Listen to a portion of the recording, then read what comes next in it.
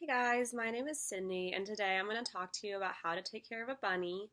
I actually have two of my own, and I feel like taking care of bunnies is something that not a lot of people are familiar with. I've gotten a lot of questions about how to take care of bunnies, or when people used to own bunnies in the past and didn't take care of them correctly.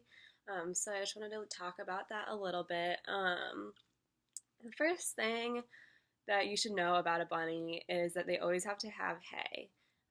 That's like what they rely mainly on as their diet.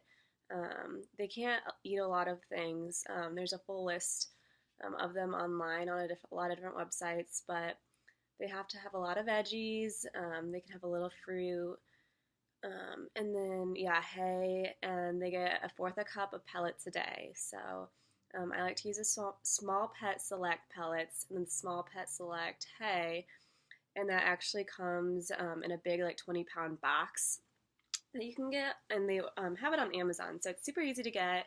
And I would really recommend them. They're a great food company for your rabbits. Um, they also, I wouldn't recommend buying your cage from a pet store particularly. They like to sell a lot of those really small cages that restrict rabbits, and they actually need a lot of activity each day. So they like to run around and jump everywhere. They're very active creatures, just like a dog. So you need to let them play.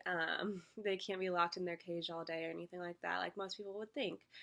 So I have a huge cage for them. I've heard people recommending like big dog crates and things like that. You just have to be careful that it has a solid bottom, um, to make sure that like their feet don't get caught in those wired bottoms.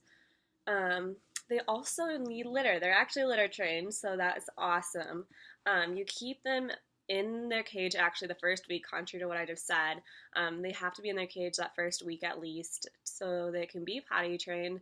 But after they are, it's really great, and it helps clean up that mess a lot easier. Um, Honestly, I just use the wood fuel burning pellets, and that's what they recommend at the Rabbit House Society as well. They work great, they don't smell bad. They actually pretty much mask that smell very well, and it's actually good for your bunny. A lot of things at pet stores that they sell are actually really bad for your rabbit. They can't have a lot of the toys that they sell there, and the food there a lot of the time is bad also. There should be nothing mixed with your pellets that you get. It should only just be straight pellets, no seeds mixed in there. They can't digest those. So yeah, no, you should definitely do that. And then they need to be brushed all the time as well. They shed a lot. So if you're allergic to dogs or cats, you probably are going to be allergic to rabbits. And I am allergic to them, and it's awful. So they definitely need to be brushed. Um, they also get treats. I mean, like if they do something good or anything like that, just like a regular animal, they can have oats, and like dried papaya, things like that. They can't have baths though. They they actually can't get wet. It's really bad for them too. So they can't control their body temperature very well. They can't regulate it very well. So when you get them wet, it gets them really cold when it soaks into their fur like that, and it's hard to get it out of their like hair. It would get matted down in there because they have such a thick coat. So you really shouldn't need to give your rabbit a bath unless it's absolutely essential, which is another thing that a lot of people do, but they actually clean themselves. So just like cats, you don't need to get them baths. So that also really minimizes the time that you have to spend to take care of a rabbit, and it's really nice. They need toys. My rabbits have stuffed animals.